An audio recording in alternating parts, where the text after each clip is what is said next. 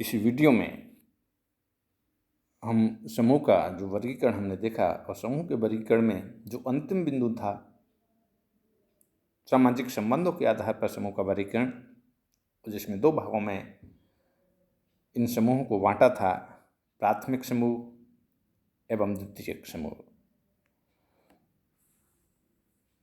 विशेषकर ये प्रश्न परीक्षा में भी पूछ लिया जाता है और समूहों पर जब कुछ पूछा जाता है परीक्षा में तो करीब करीब 70% जो प्रश्न जो बनता है या पूछा जाता है वो प्राथमिक एवं द्वितीयक समूहों के बारे में पूछा जाता है। चाहे इसकी विशेषता पूछ ली जाए, चाहे इसमें समानता असमानता पूछ लिया जाए, चाहे इनका महत्व पूछ लिया जाए। तो कुल मिला के ये जो वीडियो परीक्षा की दृष्टि से भी महत्वपूर्ण है, जो अक्सर सामान्यतः समूह पर जब प्रश्न पूछा जाता है तो इनके ऊपर ही पूछा जाता है। तो इसमें हम पहले देखते हैं प्राथमिक समूह। प्राथमिक समूह की जहाँ तक बात है तो चार्ल्स कूले ने अपनी पुस्तक सोशल ऑर्गेनाइजेशन में सन 1909 में प्राथमिक समूह की अवधारणा दी। उस समूह को प्राथमिक समूह के नाम से उन्होंने पुकारा जिसके सदस्यों में आमने सामने के संबंध हों। अर्थात हम ये भी कह सकते हैं कि सदस्य एक दूसरे के संपर्क में प्रत्यक्ष रूप से आते हों और इस प्रकार के संपर्क में आने वाले लोगों में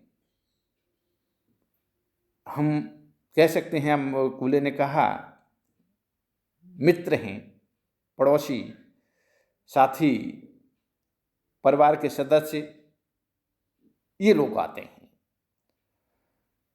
कूले ने सर्वप्रथम खेलकूद के साथियों, परिवार तथा पड़ोस की प्रकृति को स्पष्ट करने के लिए प्राथमिक समूह शब्द का हम कह सकते हैं कि काम में लिया था। और आपने इन समूहों को प्राथमिक इसलिए कहा क्योंकि महत्व एवं प्रभाव की दृष्टि से ये व्यक्ति के जीवन में प्राथमिक होते हैं। एक जगह चार्ल्स कूले ने प्राथमिक समूहों को परिभाषित करते हुए कहा है, वे कहते हैं कि प्राथमिक समूहों से मेरा तात्पर्य ऐसे समूहों से है जिनकी विशेषता आमने सामने के घनिष्ठ संबंधों और सहयोग के रूप में व्यक्त होती है। वे अनेक अर्थों में प्राथमिक हैं, परंतु मुख्यतः इस बात में कि वे व्यक्ति की सामाजिक प्रकृति और आदर्शों के निर्माण में मौलिक हैं।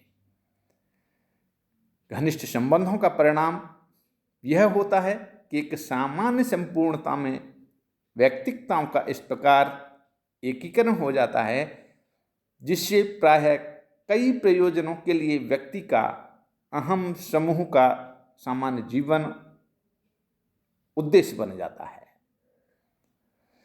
इस संपूर्णता के वर्णन के लिए अति सरल विधि हम कहना है, क्योंकि यह अपने में उस प्रकार की सहानुभूति और पारस्परिक एकात्मीकरण है जो प्राथमिक समूह को समाविष्ट करता है। और इसके लिए हम की स्वाभाविक अभिव्यक्ति है। चार्ल्स कूले की परिभाषा लंबी जरूर है, लेकिन एक प्राथमिक समूह हमारे दिमाग में स्पष्ट हो जाता है, क्लियर हो जाता है। और इसके बाद में हम देखते हैं कि प्राथमिक समूह उन्होंने उन समूहों को माना, उन समूहों के लिए कहा जहां आमने सामने के संबंध और हम की भावना का पाया जाना आवश्यक था। किंग्सले डेविस का जहां तक कहना है, और वे इस मत को हम कह सकते हैं कि कूले के मत को थोड़ा अस्वीकार करते हैं, और वे कहते हैं कि कई बार आमने सामने के संबंधों के पाए जाने के बाद भी प्राथमिक संबंधों का निर्माण नहीं हो पाता। एक उदाहरण देते हैं कि एक सिपाही अपने अफसर के आगे झुकता है, उसे सलाम करता है, इनके बीच आमने सामने के संबंध हैं, पर ये संबंध प्राथमिक संबंध नहीं है। ये हम कह सकते हैं कि एक यांत्रिक संबंध है। एक मशीन की भांति इन संबंधों को वो व्यवहार में लाता है। उसको पता है कि सामने अक्षर है तो बस इसको सैल्यूट देना है। तो ये संबंध प्राथमिक नहीं होके वो इनको यांत्रिक संबंध मानते हैं। एक अन्य उदाहरण के रूप में वो बताते हैं कि जब एक सेना का अधिकारी किसी सिपाही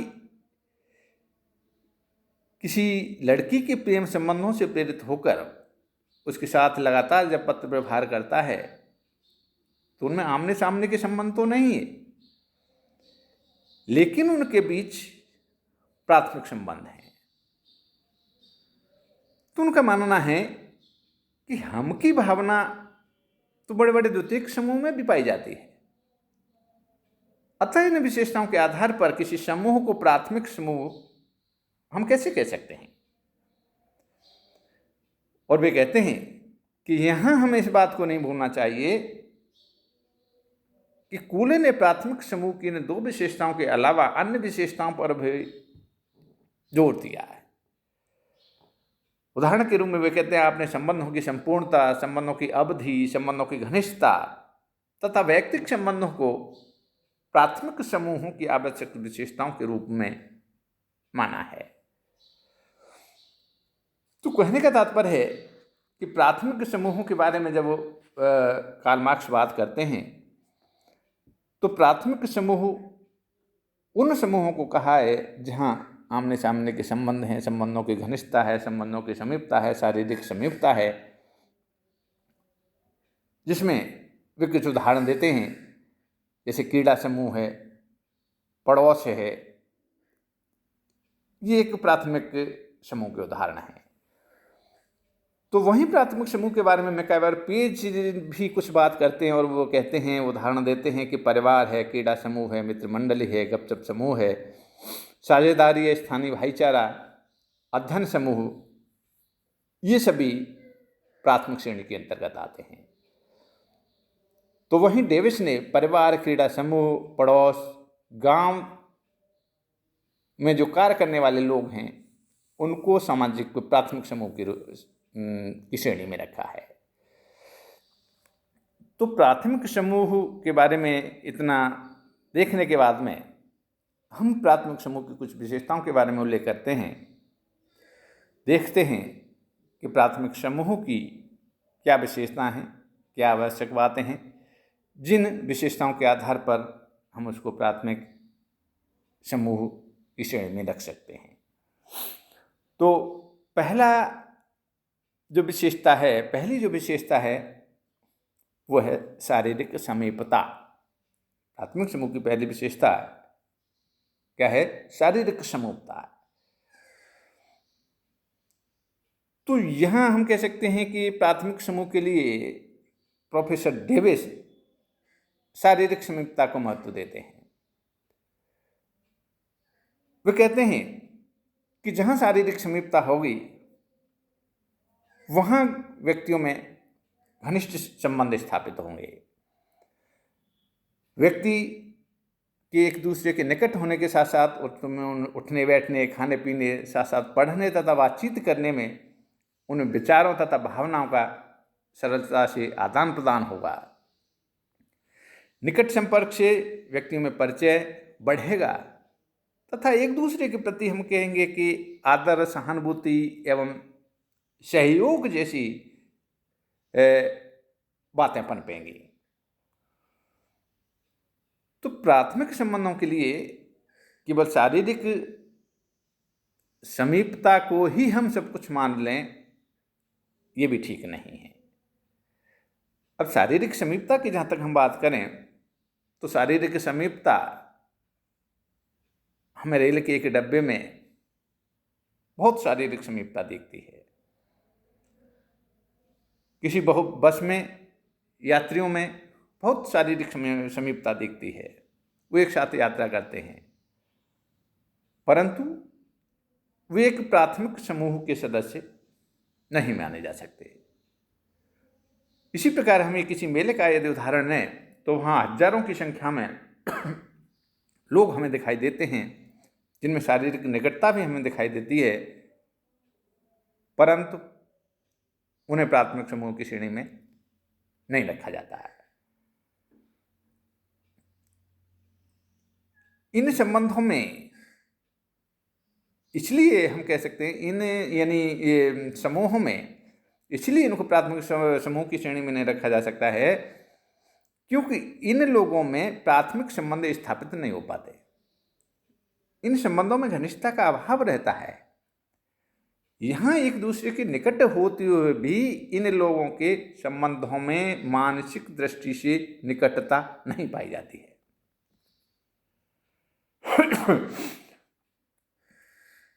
तो ये हम अवश्य कह सकते हैं कि शारीरिक निकटता जो होती है, शारीरिक समीपता जो होती है, वह प्राथमिक समूह के निर्माण का एक अवसर अवश्य प्रदान करती है,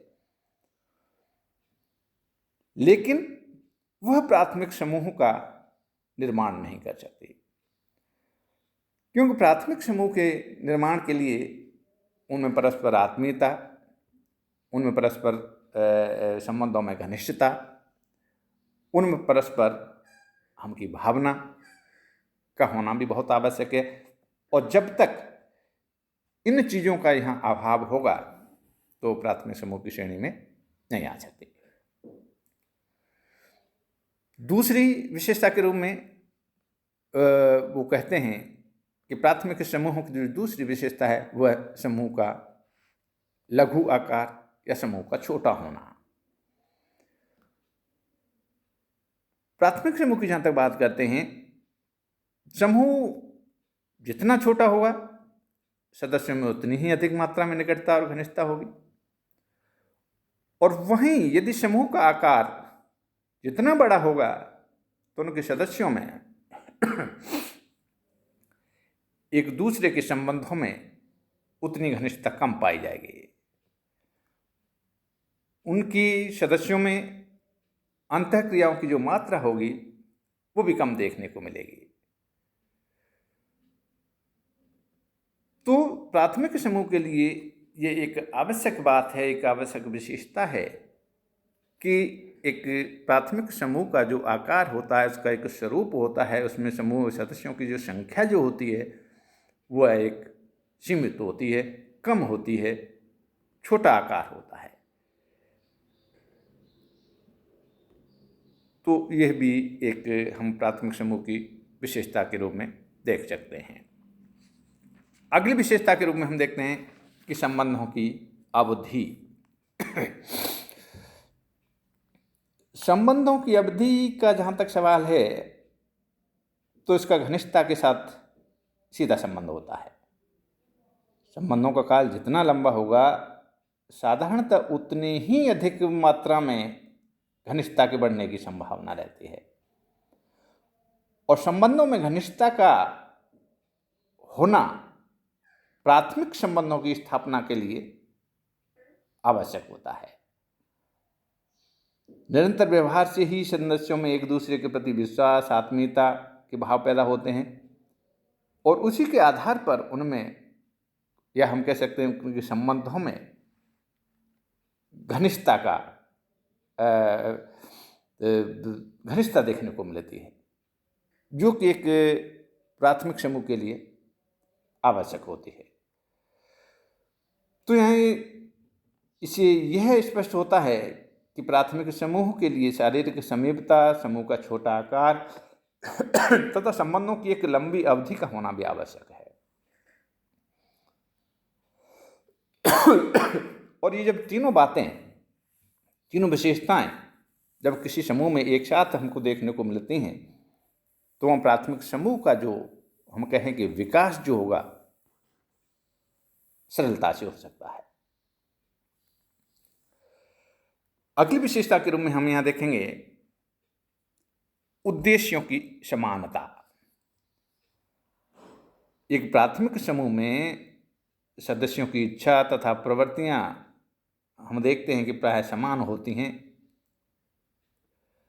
और इसी कारण वे साथ साथ रहते हैं, समान उद्देश्यों की प्राप्ति का प्रयत्न करते हैं,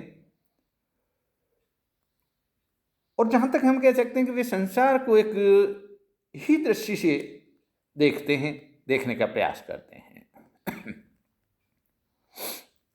दो मित्रों के प्राय एक से दृष्टिकोण पाए जाते हैं।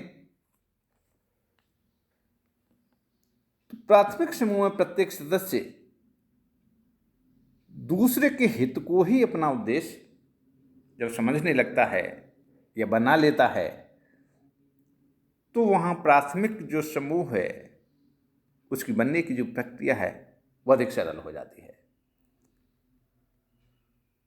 तो प्राथमिक समूह में इस प्रकार प्रत्येक एक दूसरे के हित में कार्य करता है। यहाँ एक के उद्देश्य हम कह सकते हैं कि दूसरों के उद्देश्य बने जाते हैं। यहाँ यदि हम एक उदाहरण के रूप में यदि देखें तो एक माता अपने बच्चे का जब लालन पालन करती है तो वो अपने स्वयं के स्वास्थ्य की भी चिंता नहीं करती, और जहाँ तक कई बार ऐसा भी देखने को मिलता है वह कई बार अपना स्वास्थ्य तक खराब कर कर उस बच्चे पर ज़्यादा ध्यान देती है। वह बच्चे के सुख दुख में इतना विलीन हो जाती है, इतना डूब जाती है कि वो अपना सुख दुख वहाँ पर भूल जाती है। और इसका कारण ये है कि उस बच्चे के साथ उसका सहानुभूतिपूर्ण संबंध है।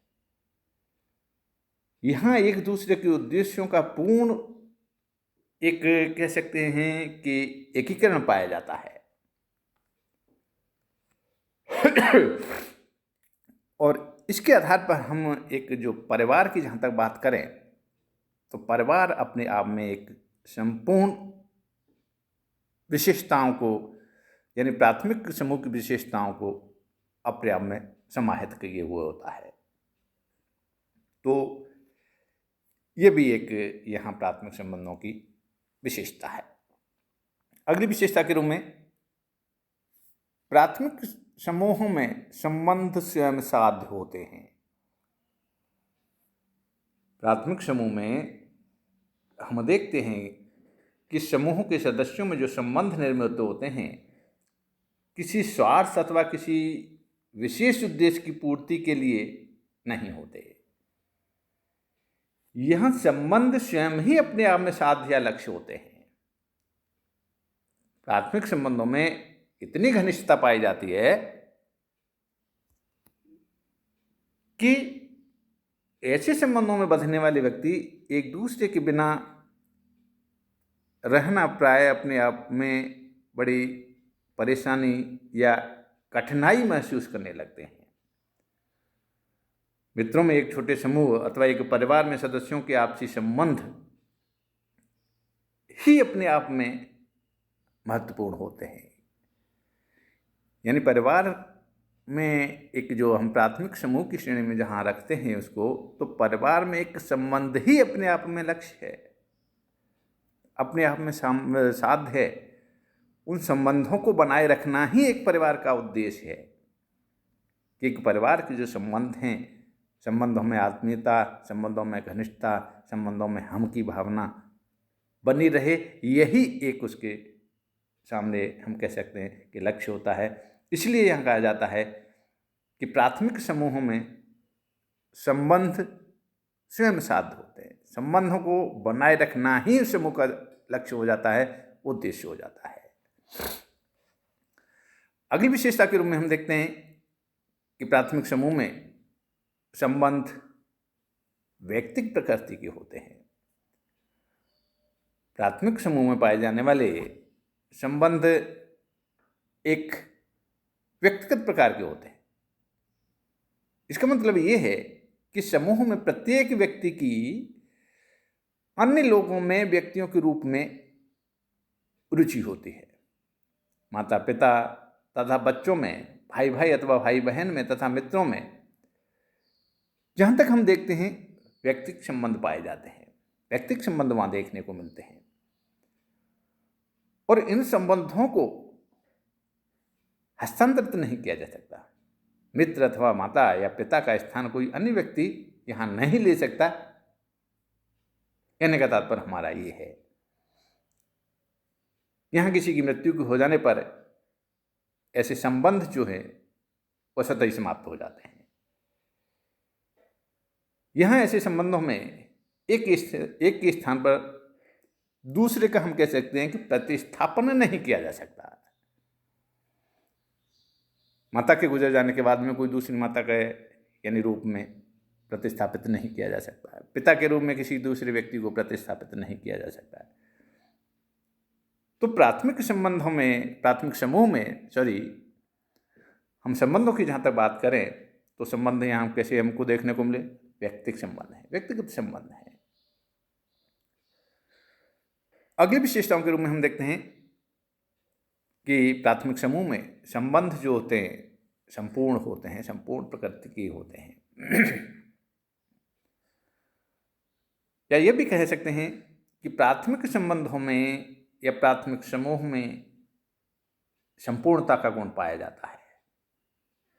ऐसे संबंध में व्यक्ति के जीवन का केवल हम कहें कि एक ही पहलू नहीं आता, कोई एक ही पक्ष नहीं आता, बल्कि व्यक्ति यहाँ अपनी संपूर्णता के साथ इन समूह में भाग लेता है। प्राथमिक संबंध में बंधने वाले व्यक्ति दीर्घ काल से चले आ रहे परिचय तथा घनिष्ठ संपर्क के कारण एक दूसरे को पूरी तरह जानते हैं, समझते हैं, पहचानते हैं। एक डॉक्टर का मरीज के साथ तथा शिक्षक का अपने विद्यार्थी के साथ जो पाया जाने वाला संबंध है वह जीवन के एक पहलू से संबंधित संबंध है। डॉक्टर मरीज को बीमारी से मुक्त करना तथा शिक्षक विद्यार्थी को शिक्षित करना चाहता है। तो इन संबंधों में संपूर्णता नहीं है, परंतु एक मित्र दूसरे मित्र के जीवन के किसी एक पक्ष से संबंधित नहीं रहता है। वह मित्र के हर पक्ष से परिचित होता है, हर पहलू से संबंधित होता है, हर पक्ष को वो समझता है एक दूसरे के। तो हम कह सकते हैं वह वहाँ उसके संपूर्ण जीवन में वह रुचि लेता है। उसकी शिक्षा, उसका स्वास्थ्य, उसका विवाह, उसका पारिवारिक जीवन, सभी में वहाँ व्यक्ति एक दूसरे के जीवन में अपना दखल रखता है। इसलिए इन संबंधों में कहा जाता है कि एक संपूर्णता पाई जाती है। किसी एक पक्ष को लेके, किसी एक पहलू को लेके संबंध नहीं बनते। तो प्राथमिक संबंधों की ये जो महत्वपूर्ण विशेषता संबंधों की संपूर्णता ही है, जो कि हमें प्राथमिक समूह में देखने को मिलती है। अगली विशेषता के रूप में संबंध स्वयं विकसित होते हैं। ये संबंधों का विकास जो होता है स्वतः होता है। प्राथमिक संबंध स्वतः स्वाभाविक रूप से बनते हैं। इनके लिए किसी प्रकार का कोई दबाव, हम कह सकते हैं कि कोई जोर जबरदस्ती नहीं होती। कि जो संबंध होते हैं स्वतः ही बन जाते हैं। कोई किसी को मित्र बनाने के, किसी से प्रेम करने, किसी के प्रति स्नेह तथा श्रद्धा रखने को बाध्य रखकर ये काम नहीं किए जा सकते। ये जो संबंध बनते हैं, किसी के प्रति हमारी श्रद्धा है तो वो स्वतः होगी, किसी के दबाव में नहीं होगी। किसी से हमारा प्रेम होगा तो वो भी स्वतः होगा, किसी के दबाव में नहीं होगा। किसी के प्रति स्नेह होगा तो वो भी स्वतः होगा। इसलिए यहाँ कहा गया है कि प्राथमिक संबंधों की एक विशेषता है, प्राथमिक समूह की एक विशेषता है कि हाँ, जो संबंधों का जो विकास होता है वह स्वतः होता है, वह किसी के दबाव में नहीं होता। अगली विशेषता के रूप में समूह के सदस्यों पर नियंत्रण अधिक होता है। हम ये कह सकते हैं कि प्राथमिक समूह के जो सदस्य हैं उनका अपने समूहों पर जो नियंत्रण है वह देखने को मिलता है। संबंधों की संपूर्णता एवं घनिष्ठता के कारण व्यक्ति का अस्तित्व साधारण प्राथमिक समूह में हम कह सकते हैं कि एक तरीके से विलीन हो जाता है। प्राथमिक संबंधों के कारण व्यक्ति एक दूसरे के साथ ऐसा बन जाता है कि वह कोई भी ऐसा काम नहीं करना चाहता जो समूह के अन्य सदस्यों के लिए कष्टदायी हो अथवा उनके रुचि के विपरीत हो, जिसमें आदर्श प्रतिमानों की अवहेलना होती हो। प्राथमिक संबंधों के कारण ही परिवार या मित्र समूह अपने सदस्यों के व्यवहार सरलता से नियंत्रित कर पाता है। व्यक्ति राज्य के कानूनों को अवहेलना कर सकता है एक बार के लिए, परंतु अपने प्राथमिक समूह के आदर्श नियमों की वह अवहेलना सामान्यतः नहीं करता है। तो हम यहाँ ये कह सकते हैं कि एक प्राथमिक समूह जो होता है वो अपने सदस्यों के आचार विचारों पर पूरा नियंत्रण रखता है, उसके व्यवहारों पर पूरा नियंत्रण रखता है। तो ये प्राथमिक समूह की कुछ विशेषताएं, इनको विस्तृत हमने थोड़ा सा इसलिए बताया क्योंकि परीक्षा की दृष्टि से भी महत्वपूर्ण है, परीक्षा में सामान्यतः पूछा जाता है। आज इस वीडियो में इतना ही। इसके आगे वाले वीडियो में हम बताएंगे प्राथमिक समूहों का महत्व।